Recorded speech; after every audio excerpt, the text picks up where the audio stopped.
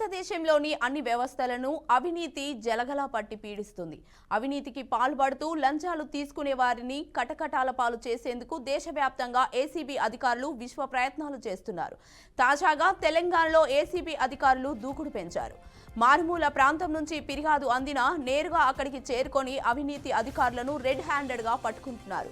దీంతో రాష్ట్రంలో ప్రతిరోజు కనీసం 3 అవినీతి ప్రభుత్వ ఉద్యోగులు ఏసీబీకి చిక్కుతున్నారు. దీంతో గడిచిన 6 నెలల్లో 122 ట్రాప్ కేసులను ఏసీబీ నమోదు చేసినట్లు నివేదిక ద్వారా తెలుస్తోంది.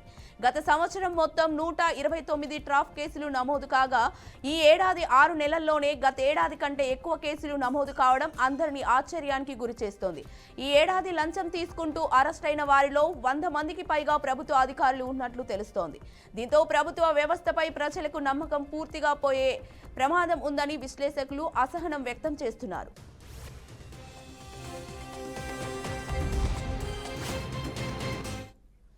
ఇక ఇదే అంశంపై మరింత సమాచారాన్ని మా ప్రతినిధి శ్రీనివాస్ అందిస్తారు. శ్రీనివాస్,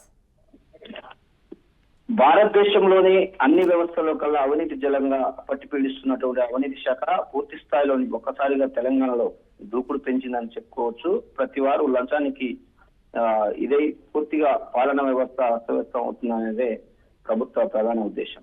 తాజాగా తెలంగాణలో ఏసీబీదారులు దూకులు పెంచడంతో మారుమూల ప్రాంతాల నుంచి వచ్చిన ఫిర్యాదులు కూడా తీసుకొని నేరుగా ఎవరైతే అవినీతికి పాల్పడుతున్నారో అధికారిని డైరెక్ట్ గా అరెస్ట్ కూడా చేయడం జరుగుతుంది. ఇలా చూసినట్లయితే గత సంవత్సరంలోని 122 మందిని ట్రాప్ చేసినటువంటి ఏసీబీ అధికారులు కేసు నమోదు చేయడం జరిగింది.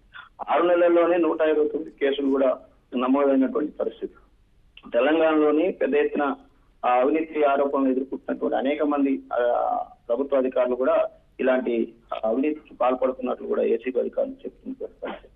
ప్రధానంగా చూసుకున్నట్లయితే ఏసీబీ కేసులు ఇప్పటికీ తీవ్రతరంగా చేస్తూ ఎవరైతే సాధారణ వ్యక్తి నుంచి కూడా డబ్బులు తీసుకుంటున్నటువంటి ప్రభుత్వ అధికారులపై 100 మందికి పైగా ఈ 6 నెలలలోపే ఇప్పటికే కేసులు కూడా నమోదు చేయడం జరిగింది. దీనికి సంబంధించి వివిధ హోదాలో పనిచేస్తున్నటువంటి అధికారులు కావచ్చు, సంబంధించినటువంటి సబార్డినేట్స్ వాళ్ళందరినీ ఎవరిని వదలకుండా పూర్తిగా ఎప్పటికప్పుడు ఏసీబీ అధికారులు అయితే రైట్స్ ముమ్మరం చేస్తున్నటువంటి పరిస్థితి.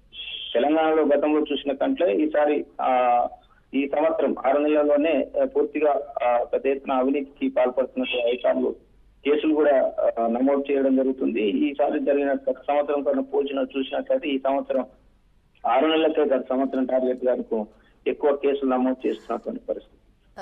నిజాయితీతో ఉండాల్సినటువంటి అధికారులు అవినీతికి పాల్పడడం చట్టానికి పెద్ద ఎత్తున మచ్చ వస్తుందనేది చెప్తున్నా కూడా ఇలాంటి అవినీతి అధికారులు పెద్ద ఎత్తున ఉండడంతో ఏసీబీ అధికారులు మాత్రం ఒళ్ళపన్ని వారిని చట్టపరమైన శిక్షలు అయితే చేస్తున్నారనేది సమాజంలో కూడా పెద్ద ఎత్తున హర్షధ్వానాలు అయితే వ్యక్తమవుతున్నటువంటి పరిస్థితి. ఇది తెలంగాణలో జరుగుతున్నటువంటి ఏసీబీ అధికారుల రైట్స్ తాజా పరిస్థితి.